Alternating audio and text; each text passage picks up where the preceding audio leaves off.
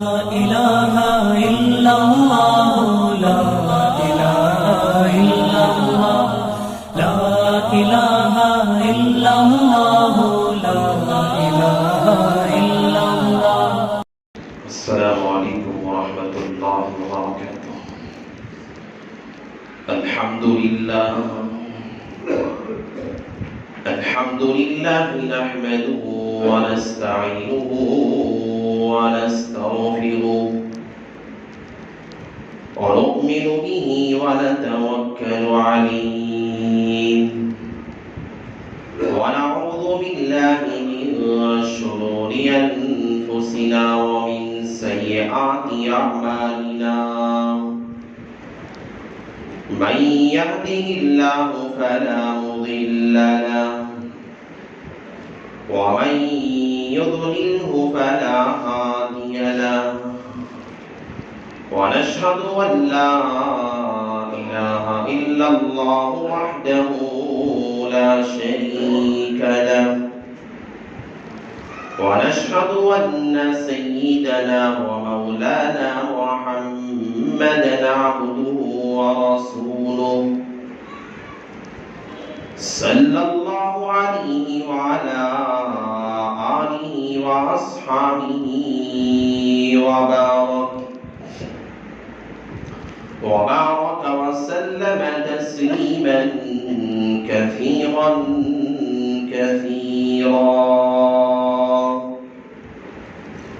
أما بعد فأعوذ بالله من الشيطان الرجيم. بسم الله الرحمن الرحيم. يا أيها الذين آمنوا اتقوا الله ولتنظر نفس ما قدمت لغد واتقوا الله إن الله خبير بما تعملون. وقال النبي صلى الله عليه وسلم من لا يؤمن من خاف الله إلى يوم القيامة في الدنيا أو كما قال النبي عليه الصلاة والسلام. رب اشرح لي صدري ويسر لي أمري واحلل عقدة من لساني يفقهوا قولي. اللهم صل على سيدنا مولانا محمد في أول كلامنا. اللهم صل على سيدنا مولانا محمد في أوسط كلامنا. اللهم صل على سيدنا مولانا محمد في آخر كلامنا.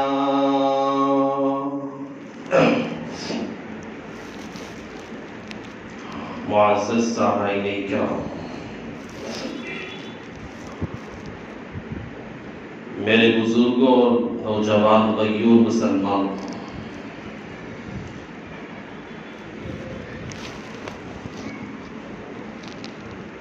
اللہ تبارک و تعالیٰ نے دنیا میں جتنے سارے انسان آباد ہیں،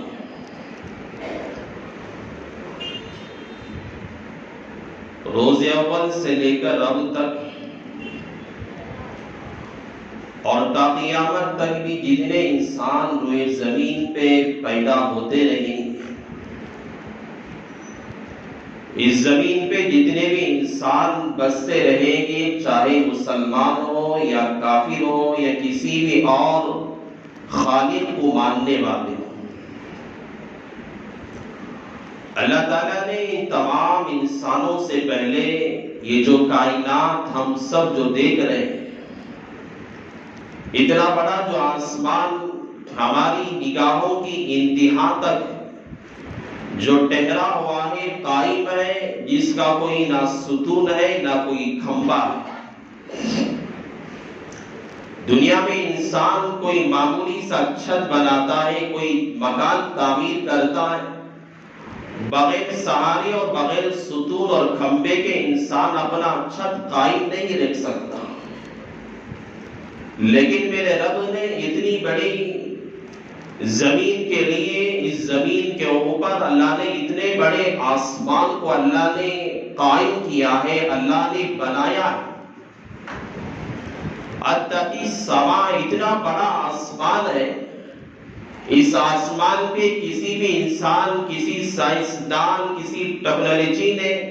یہ بات آج تک نہیں کہی کہ اس آسمان کے لیے بنانے والے نے کہیں ستون کا انتظام کیا۔ اتنا بڑا آسمان ہے، کہیں اس کا کوئی کھمبا ہے یا کوئی ستون ہے؟ اللہ تعالیٰ کی یہ صنعت ہے، اللہ تعالیٰ کی کاریگری ہے۔ اللہ تعالیٰ نے اپنی کاریگری ایسی بنائی، اتنا بڑا آسمان جو بغیر ستون کے، بغیر سہارے کے، اور اللہ نے اس میں سیارات رکھے، اللہ نے چاند رکھا، اللہ نے سورج کو رکھا۔ اس کے ذریعے سے انسان رات دن کا پتہ لگا سکتا ہے۔ سیارات کے ذریعے سے مسافرین اپنی منزلیں طے کرتے، سیارات ستاروں کے ذریعے سے لوگ مہینے متعین کیا کرتے تھے۔ آج تو دور ترقی یافتہ دور ہے، کیلنڈر کے ذریعے سے، انٹرنیٹ کے ذریعے سے ہمیں معلوم ہو جاتا ہے کہ دن کون سا ہے، تاریخ کون سی چل رہی ہے۔ لیکن یہ جب دور نہیں تھا، ترقی یافتہ دور نہیں تھا، لوگ ستارے دیکھ کر کہتے تھے کہ آج فلاں تاریخ ہے، لوگ سیارے دیکھ کر کہتے تھے یہ فلاں مہینہ چل رہا ہے، لوگ ستارے دیکھ کر کہتے تھے کہ یہ فلاں مہینہ آنے والا ہے، لوگ ستارے دیکھ کر کہتے تھے کہ اب عید آنے والی ہے، لوگ ستارے دیکھ کر کہتے تھے کہ اب بقرہ عید آنے والی ہے۔ لیکن اس ترقی یافتہ دور کے اندر ہمیں معلوم نہیں کہ ستاروں کی قدر کیا۔ یہ میرے رب کی صنعت کاریگری ہے۔ اللہ تعالیٰ نے اس آسمان کے بنانے کے بعد یہ زمین کی جو سطح ہے، ہم یہاں پہ بستے ہیں، زندگی بسر کر رہے ہیں، ہم اس زمین پہ چلتے ہیں، یہ ہمارے خالق، ہمارے مالک، ہمارے رب کی بنائی ہوئی زمین ہے۔ انسان اپنے گھر کے اندر کوئی داخل ہوتا ہے، کوئی چل کے آ جاتا ہے بغیر اجازت کے، دھکا دے کر اسے باہر نکال دیتا ہے، کہتا ہے کون ہے تو میرے گھر کے اندر میری اجازت کے بغیر یا میری ملکیت کے بغیر میرے باغ کے اندر، میری زمین کے اندر، میری فیکٹری کے اندر، میرے کارخانے کے اندر تیرے داخل ہونے کی جرت کیسے ہوئی؟ لیکن اتنی بڑی زمین اللہ رب العزت کی، ہمیں پیدا کرنے والے کی، اللہ نے اتنی بڑی زمین کو اللہ نے بچھایا۔ اس زمین کی سطح کے نیچے اللہ رب العزت نے پانی کے چشموں کو اللہ نے جاری کیا۔ اللہ نے اسی زمین پہ اللہ نے درختوں کو اگایا، اللہ نے پھلوں کو اگایا، اناج کو اگایا۔ یہ ساری جو چیزیں اللہ نے سمندروں کو بہایا، ندیوں کو اللہ نے رکھا، اللہ نے بڑے بڑے سمندر رکھے۔ یہ ساری دنیا کے اندر جو نظام کائنات اس وقت چل رہا ہے اور قیامت کی صبح تک بھی یہ نظام کائنات چلتا رہے گا، جب تک کہ اس کائنات کے اوپر، اس زمین پر اللہ کی عبادت کرنے والا ایک بندہ بھی رہے گا، اللہ پوری کائنات کے نظام کو چلائے گا۔ اس زمین کے نظام کو اللہ چلائے گا، آسمان کے نظام کو اللہ چلائے گا۔ اللہ تعالیٰ ان روزی پہنچانے کا جو نظام 18,000 مخلوقات کو ہے، اللہ یہ نظام بھی چلائے گا۔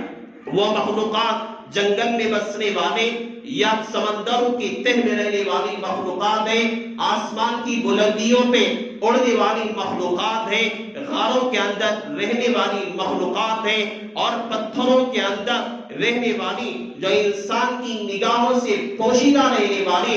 مخلوقات ہیں، اور ایسی مخلوقات ہیں۔ 18,000 مخلوقات کو روزی پہنچانے والا، وقت پہ دانا پہنچانے والا، وقت پہ پانی پہنچانے والا اور وقت پہ اس کی روزی کا، اس کی روٹی کا، اس کی غذا کا، اس کے پانی کا، اس کی صحت کا، اس کی بیماری کا خیال رکھنے والا کوئی اور نہیں ہے، وہ بس اللہ رب العزت کی ذات ہے جس پہ ہم سب لوگ ایمان لائے۔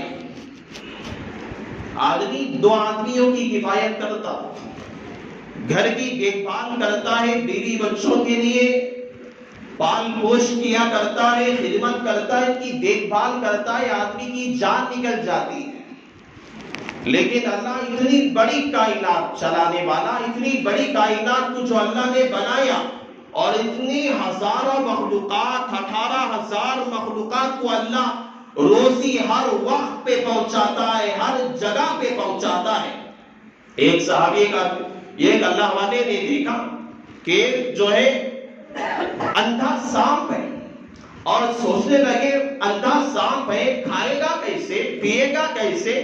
جائے گا کیسے، انسان تو نہیں ہے، کوئی رہبری کرنے والا تو نہیں ہے۔ اس اللہ والے نے دیکھا کہ ایک چڑیا آئی، اپنے چونچ میں دانہ لے کر آئی، اور اپنے چونچ میں دانہ لے کر آنے کے بعد وہ سانپ بیٹھا ہوا تھا، اس نے اپنا منہ کھولا اور وہ چڑیا درخت پہ بیٹھ کر، ٹہنی پہ بیٹھ کر، ڈالی پہ بیٹھ کر اس کے منہ میں دانہ ڈالا۔ اس اللہ کے ولی نے دیکھ کر کہا، یا اللہ، کائنات کے اندر کوئی بغیر روزی کے مر نہیں سکتا۔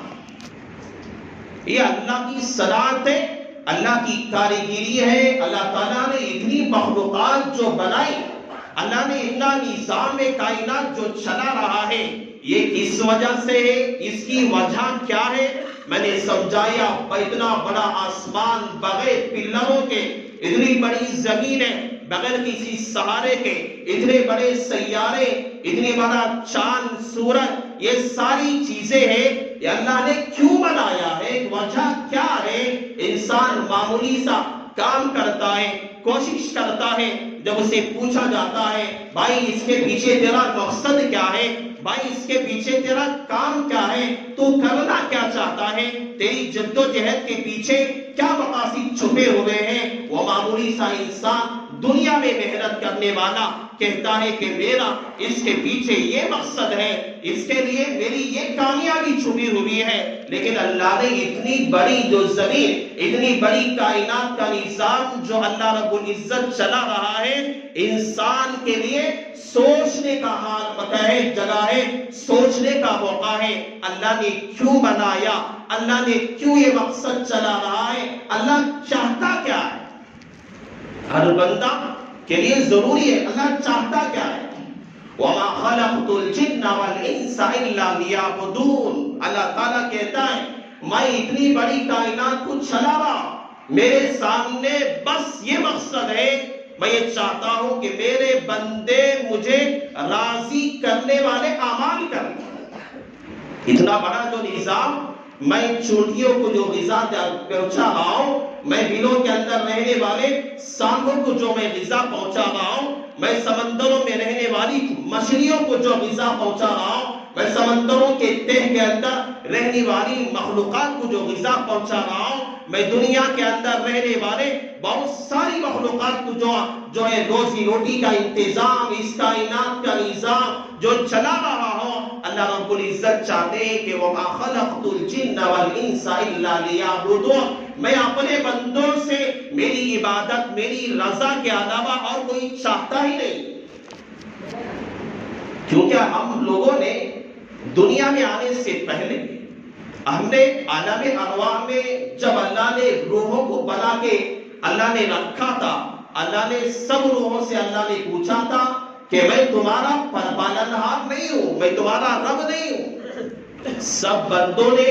ایک آواز کہا تھا، قالوا بلا، یا اللہ کیوں نہیں، آپ ہی تو ہمارے رب ہیں۔ تو اللہ تعالیٰ کائنات کو جو چلا رہا ہے، یہ نظامی کائنات جو چل رہا ہے، میرے بھائی، میرے اور آپ کی وجہ سے، مسلمانوں کی وجہ سے، یہ ہم انسانوں کی وجہ سے اللہ ساری مخلوق کو روزی پہنچا رہا ہے، ورنہ تو اللہ بڑے بڑے جانوروں کو پیدا کرنے کی ضرورت نہیں تھی. اللہ شیروں اور چیتوں کو, اللہ درندوں کو, چرندوں کو, اللہ پرندوں کو, اللہ بڑے بڑے سانپوں کو, اتنے بڑی بڑی دریا, اتنے بڑے بڑے سمندروں کو, اتنے بڑی آسمان اور اتنی بڑی زمین کو, یہ چاند ستارے سیارے اللہ کو بنانے کی ضرورت ہی نہ تھی.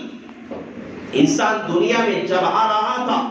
انسان کو جب اللہ تعالیٰ نے حضرت آدم کو جب دنیا کے اندر اللہ تبارک و تعالیٰ بھیج رہا تھا, فرشتوں نے کہا ہے باری تعالیٰ یہ کائنات کا اتنا بڑا نظام, اتنی بڑی جو زمین تو نے بنائی ہے, اللہ تعالیٰ نے زمین سے, اللہ نے آسمان سے خطاب کر کے کہا کہ میرے لیے بڑے آنے والے بندوں کے لیے یہ زمین کو بنا دیا جائے, آسمان کو بنا دیا جائے, تاکہ میرا بندہ جب آئے آرام سے زمین پہ رکے, اس زمین پہ اپنی زندگی بسر کرے, اور اسی زمین پہ درختوں کو لگا دو, عمدہ عمدہ پھلوں کو لگا دو, تاکہ میرا بندہ آئے گا دنیا کے اندر جب رہے گا کھانے کی ضرورت پڑے گی, درختوں کے پھل کو کھائے گا, غذا کو لگا دو, جب میرا بندہ رہے گا بھوک لگے گی غذا کھائے گا, روٹی کا استعمال کرے گا, کھانا کھائے گا. یہ جو نظام دیکھ رہے ہیں, صبح میں اٹھنے کے بعد گھر میں ہمیں کھانا مل جاتا ہے, ناشتہ مل جاتا ہے, دوپہر میں کھانے کا نظام ہو جاتا ہے, رات میں جاتے کھانے کا انتظام ہو جاتا ہے. یہ ایسا ہی نہیں ہے, بلکہ اللہ نے ہمارے, بلکہ حضرت آدم علی نبینا علیہ الصلوۃ والسلام کے دنیا میں آنے سے پہلے ہی اللہ نے سب نظام بنا کے رکھ دیا. یہ وجہ کیا ہے؟ بس اللہ ہم سے یہ چاہتا ہے کہ ہم گناہ چھوڑ دیں. اللہ ہم سے بس یہ چاہتا ہے کہ ہم اللہ کی نافرمانی چھوڑ دیں. اللہ ہم سے یہ چاہتا ہے کہ ہم کافروں کی طرح زندگی بسر نہ کریں. اللہ ہم سے یہ چاہتا ہے کہ ہمارے اور کافروں کے درمیان جو کفر کا فرق ہے, جیسے کافر زندگی بسر کرتا ہے, جیسا یہ جو ہے اللہ کا نافرمان اپنی زندگی گزارتا ہے, جس کے درمیان نہ حلال کی تمیز ہوتی ہے, نہ حرام کی تمیز ہوتی ہے, نہ جائز کا فرق ہوتا ہے, نہ ناجائز کا فرق ہوتا ہے, نہ اس کے اندر اللہ کا ڈر رہتا ہے, نہ اللہ کی خشیت رہتی ہے, نہ اس کے اندر اللہ کی معرفت رہتی ہے, نہ اس کے اندر اللہ کی محبتیں رہتی ہے, نہ کبھی وہ حرام سے ڈرا کرتا ہے, نہ کبھی وہ ناجائز سے ڈرا کرتا ہے. جو بھی آتا ہے بغیر ڈرے کے نڈر ہو کر اس پہ عمل کرتا چلا جاتا ہے. حرام آیا بغیر کسی ڈرے کے, بغیر اللہ کا ڈر رکھے کے اس پہ عمل کرتا چلا گیا. حرام کمائی آئی اور اس پر بغیر اللہ کا ڈر رکھے کے اسے استعمال کرتا چلا گیا. حرام جگہوں پہ گیا, حرام کاری کے ذریعے سے اسے استعمال کرتا چلا گیا. اللہ یہ کہنا چاہتا ہے میرے بندوں, یہ کائنات جو میں نے تمہیں بنا کے دیا ہے یہ اس وجہ سے نہیں ہے کہ میری زمین پہ تم رہ کر حرام کام کرو, تم ناجائز کام کرو, میری نافرمانی کرو, مجھے ناراض کرنے والے کام کرو, اور مجھے ناراض کرنے والے تم کام کرنے کے لیے میں نے اس کائنات کو نہیں بنایا ہے. اس کائنات کا نظام جو سورج نکلتا ہے اور سورج جو ہے غروب ہو جاتا ہے, یہ نظام کائنات گناہ کرنے کے لیے نہیں بنایا. کافر کیا کہتے ہیں؟ کافر کہتے ہیں ہم تو دنیا میں آئے ہیں, کافروں کے لیے دنیا جنت ہے. دنیا کافروں کے لیے یہ جنت ہے, لیکن مسلمان کے لیے الدنیا سجن المؤمن و جنت الکافر. یہ دنیا ان مسلمان کے لیے, مومن کے لیے قید خانہ ہے, اور کافر کے لیے تو جنت ہے. کیوں؟ کافر جیسے چاہتا ہے اپنی زندگی بسر کرتا ہے, نہ کبھی نماز کی ضرورت ہے, نہ کبھی فجر میں اٹھنے کی ضرورت پڑتی ہے, نہ کبھی اللہ کا ڈر رکھنے کی ضرورت پڑتی ہے. جیسے عمل میں آیا بغیر ڈرے کے اللہ جو نافرمانی میں لگ جاتا ہے. جب بھی آیا شراب پی لیا, جب بھی آیا زنا کر دیا, جب بھی دن میں من میں آیا جو گناہ دل کے اندر آتا ہے کرتا چلا جاتا ہے. جب اس سے کہا جاتا ہے تو کہتا ہے ارے دنیا تو ایک ہی مرتبہ کی زندگی ہے, جب ہم مر جائیں گے. کافر کہتا ہے کہ ہمارے مرنے کے بعد دوبارہ پیدا نہیں کیا جائے گا، ہم مر جائیں گے اور مرنے کے بعد ہمارا جسم جو ہے مٹی میں مل جائے گا، ختم ہو جائے گا، دوبارہ ہمیں پیدا ہونا نہیں ہے۔ یہ دنیا جنت ہے، جیسے چاہے عیاشی کرو، جیسے چاہے منمانی زندگی کرو، جیسے چاہے حرام کی اب زندگی بسر کرو، جیسے چاہے اپنے من میں آئے بغیر کسی سے ڈرے کے اپنی زندگی گزارتے چلے جاؤ۔ یہ آخری دنیا ہے، اس کے بعد ہمیں پیدا ہونا نہیں ہے۔ لیکن اللہ تبارک و تعالی اپنے کلام مجید میں کہتا ہے زعم الذین کفروا ان لن یبعثوا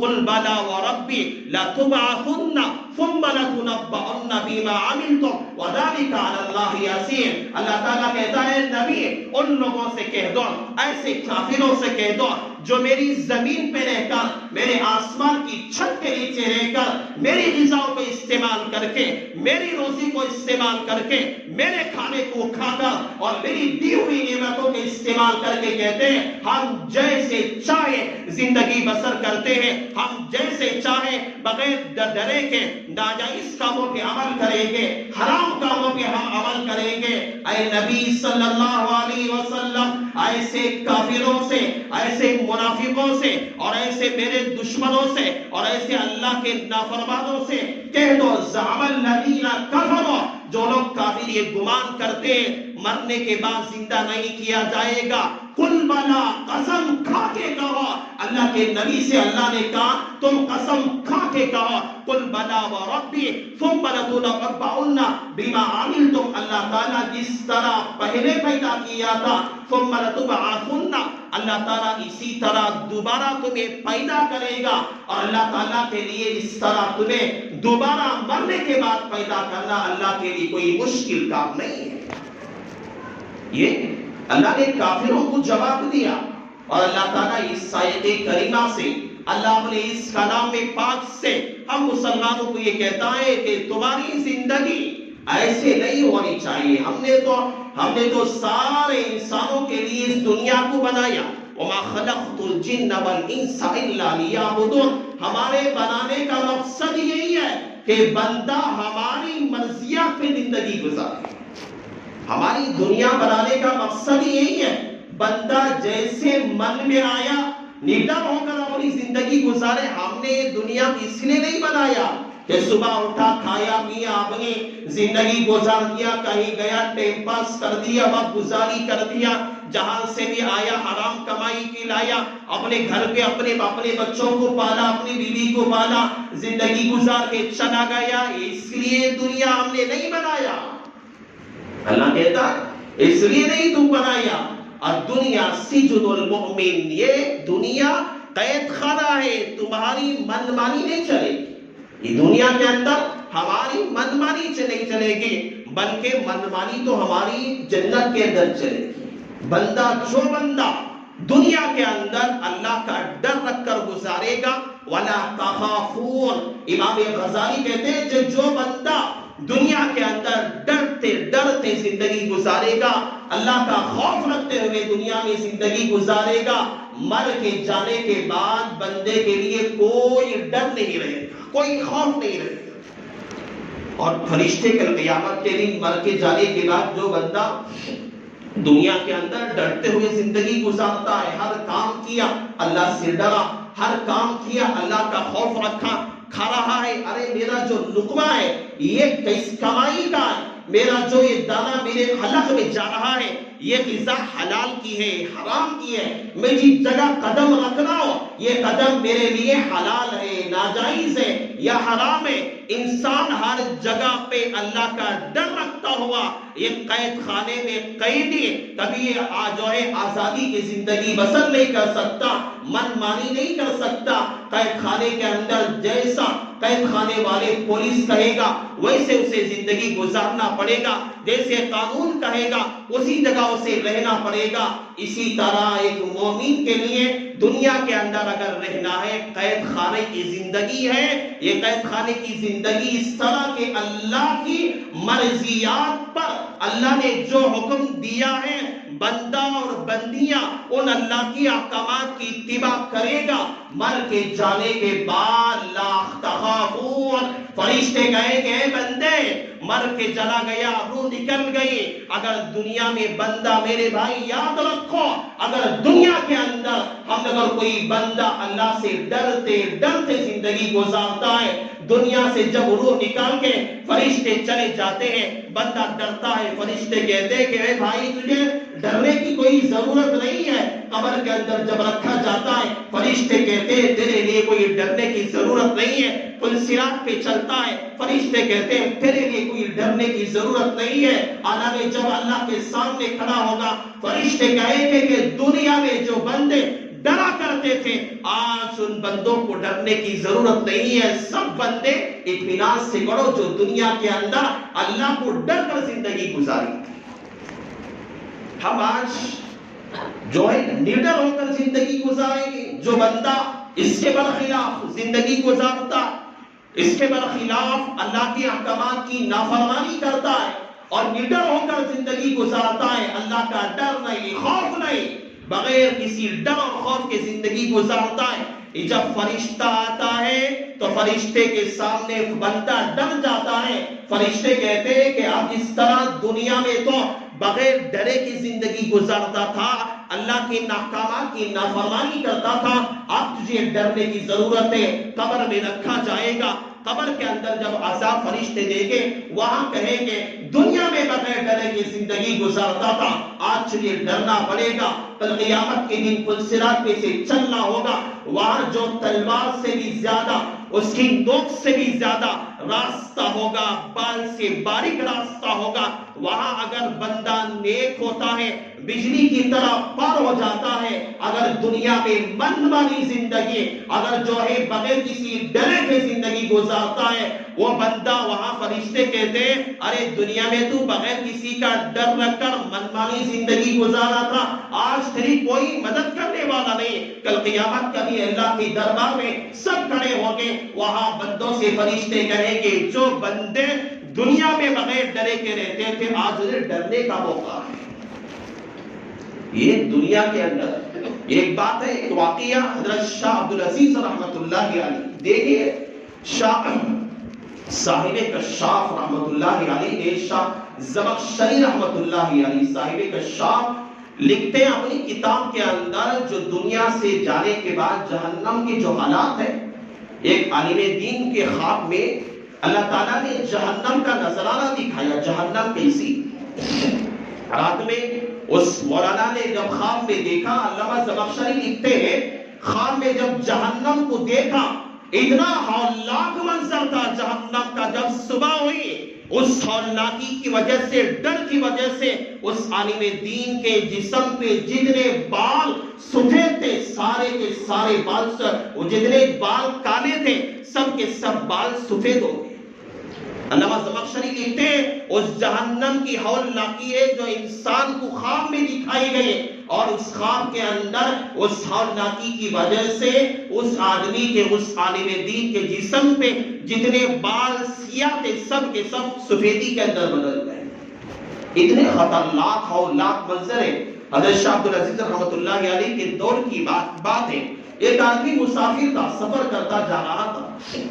راستے میں ایک آدمی کو دیکھا کہ اس کی جان نکل رہی ہے، دم ٹوٹ رہا ہے، اس مسافر نے اس آدمی کو پکڑا، انتقال ہو گیا، اسے لے جا کے تجہیز و تکفین کیا، اسے نہلایا، دفن کیا، قبر میں اتارا، قبر میں اتارنے کے بعد حضرت کہتے ہیں کہ شاہ عبدالعزیز رحمت اللہ علیہ کہتے ہیں اس آدمی کے پیسوں کی جو پوٹلی تھی اسے دفن کرتے وقت جب قبر میں وہ آدمی مسافر اترا تھا وہ پوٹلی اس کے اندر گر گئی،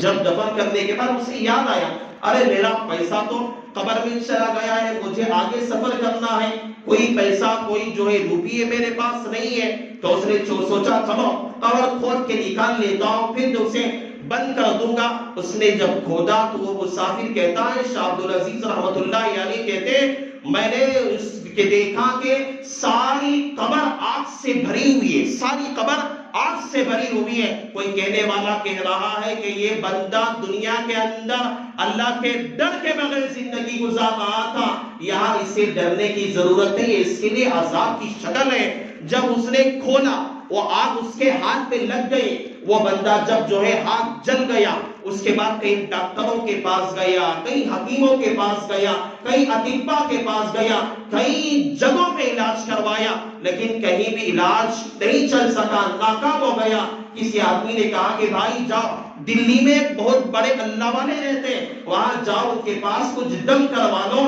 تمہاری صحت مل جائے گی. یہ مسئلہ ڈاکٹروں کا, حکیموں کا, اطباء کا نہیں ہے.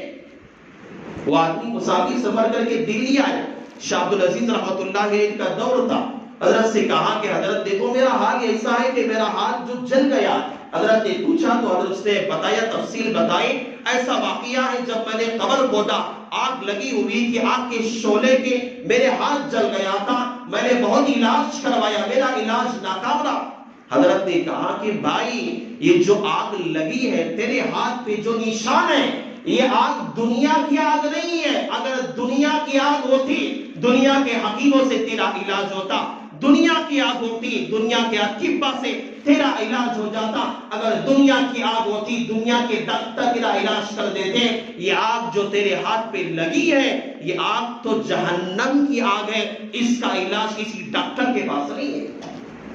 حضرت نے کہا اس کے بعد تیرے لیے یہ بات یہ ہے, تو ایک مرد کے کام استغفار زیادہ پڑھنا پڑتا تھا. تو اللہ سے توبہ کر, اللہ سے گڑ گڑا, اللہ سے معافی مانگ. جب اللہ سے اس بندے نے معافی مانگی, اللہ سے توبہ کیا, اس کے بعد اس حضرت شاہ عبد العزیز رحمۃ اللہ علیہ نے کہا کہ جب تو اللہ کے ڈر سے رویا کرے, جب تیرے آنسو جو نکلا کرے, حدیث کے اندر آتا ہے کہ جب بندہ اللہ کے ڈر سے روتا ہے اور آنکھ سے جو پانی نکلتا ہے, اگر وہ پانی جو ہے اسے جہنم کی آگ اس پر حرام کر دی گئی ہے. اس حدیث کو رکھتے ہوئے شاہ عبد العزیز رحمۃ اللہ علیہ نے کہا کہ تیرا جو جسم پہ جلا ہوا ہے, اس نشان پہ اللہ کے ڈر سے جب تجھے رونا آتا ہے, اس رونے کو لے کر اس اپنے ہاتھ پہ ملا کر تجھے انشاءاللہ صحت مل جائے گی. اس بندے نے اللہ کے سامنے توبہ کی, اللہ سے معافی مانگی, رویا, اللہ کے سامنے گڑ گڑایا, اور جو آنسو نکلے اس آنسو کو لے کر اس جگہ پہ ملا تو بندہ صحیح بن گیا, اس سے اسے صحت مل گئی. میرے بھائی دیکھو, ہمیں زندگی جو ملی ہے یہ منمانی کے لیے نہیں ہے. اللہ تعالیٰ ہم سے چاہتا کیا ہے, اللہ تعالیٰ ہم سے کیا چاہتا ہے کہ ہم دنیا, اتنی بڑی کائنات اللہ نے جو بنایا ہے, یہ اللہ کی رضا کے لیے ہے, اللہ کو راضی کرنے والے اعمال کے لیے ہے. بندہ یہاں اللہ کو ڈر کے زندگی گزارے گا, مر کے جانے کے بعد لا تخافون لومۃ لائم, اور ولا تخافون, کوئی ڈرنے کی ضرورت اس کے لیے نہیں ہوگی. اللہ سے میں دعا کرتا ہوں, اللہ تعالیٰ جو باتیں اللہ نے آج مجھ سے کہلوائی ہے, اللہ تعالیٰ سب سے پہلے اللہ مجھے عمل کی توفیق عطا فرمائے. اللہ تعالیٰ تمام لوگوں کو عمل صالح کی توفیق عطا فرمائے, اپنی زندگی کے ہر لمحے کو صحیح راہ پہ, صحیح نقش قدم پہ, اللہ صحیح راستوں پہ گزارنے کے اللہ توفیق عطا فرمائے. اللہ اپنی زندگی کا جب آخری وقت ہمارا ہوگا, اللہ تعالیٰ خاتمہ بالخیر فرمائے. انہی کلمات پر اپنی بات کا اختتام کرتا ہوں. آمین. وآخر الدعوانا الحمدللہ رب العالمین.